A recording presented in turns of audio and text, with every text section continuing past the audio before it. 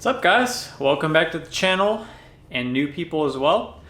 The most searched for stuff on my channel has actually been C5 Z06, the most searched term, I guess. So we're gonna actually continue on this build. As you guys saw in the last video, we removed the old motor out of there because obviously it was cracked, block was cracked, nothing I can really do. The 6.0 is still at the machine shop. We're actually gonna go forge pistons on that, fly cut pistons so I can have a more aggressive cam, and then just, you know, forge internals so I can eventually supercharge this thing down the road like I'm planning on doing.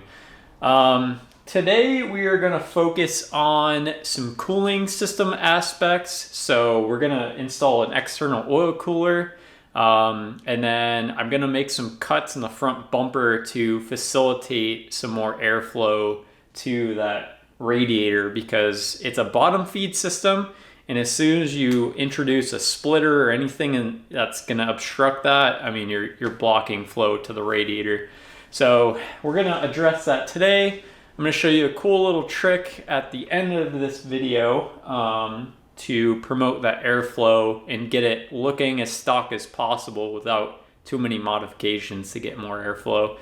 This is probably actually good for supercharge and boost applications as well, where you have an intercooler blocking that front end for the airflow. So let's get into it. I don't know if you guys saw in my last video, I rode in a GT3 Cup car. It was really cool on a brand new track in Arizona. So it really put a fire under my butt to get this car running so I can take it to the track. Okay, so the plan is to stuff this oil cooler where the original front license plate would have gone. It actually fits in there pretty well. So I'm gonna start cutting this out with my multi-tool. I don't know if you guys saw, I did a video on how I cut those vents out on my hood. It's a really good tool for cutting plastic and fiberglass, making really clean cuts. This is just a cheap Harbor Freight one that I picked up. But essentially, we're gonna hopefully mount that on the inside. I'm gonna probably put some wire mesh eventually over the top of this, so if there's any big rocks when I'm chasing people down, it doesn't blow a hole in my oil cooler and then I lose oil pressure, which would be really bad. All right, so if you're following along, make sure you take out these little plugs right here.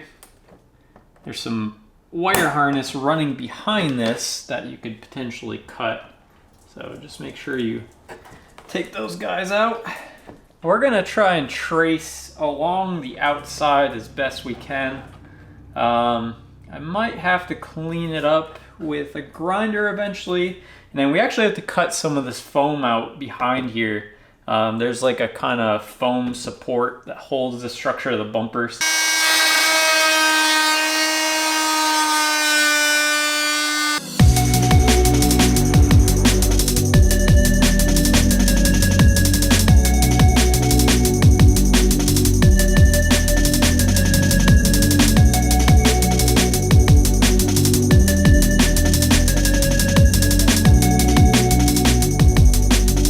All right, so next step here is we need to cut out some of this foam. So see these two edges, because the actual oil cooler won't be able to fit in that cavity.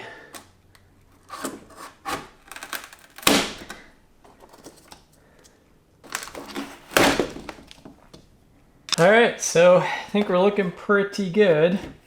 Gonna sit something like that. And then I think what I'm going to do actually is take the bumper off, because I got to take it off anyways.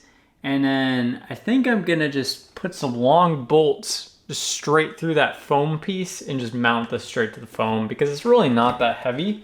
And that foam is pretty dense too. So planning on probably running the lines through the bottom with some 90-degree angle AN fittings. And then straight to this side of the motor over here. Next order of business. I'm gonna be cutting a slit about right here, coming across and then down. And then I'm actually gonna tuck the air dam that comes down up to this level. So the air can pass through this little slit and go up instead of going underneath and then it going up through the air dam underneath the splitter. So give us a little gap here, and then I can attach the actual air dam to this instead of the bottom. I took the front splitter off so you can get a better angle of this. So essentially your actual air dam is going to connect to these screws here and then go up to the radiator. Mine's out right now so you can't really tell, but so see where these little slits are on each side? That's where you're gonna start your cut line, and you're just gonna go up and all the way to here and then across and then back down the other side. And then you can actually extend this flap and flip it up a little bit higher, and then your whole air dam system will stay intact. But it'll just be above your splitter instead of below it. I know it's hard to explain, but I'll show you in a sec what that looks like. So I apologize for not filming the actual cuts, but essentially what I did is I took this natural slit here and just followed it all the way up to where this crease is in the bumper. So just one little cut like this. Same on the other side.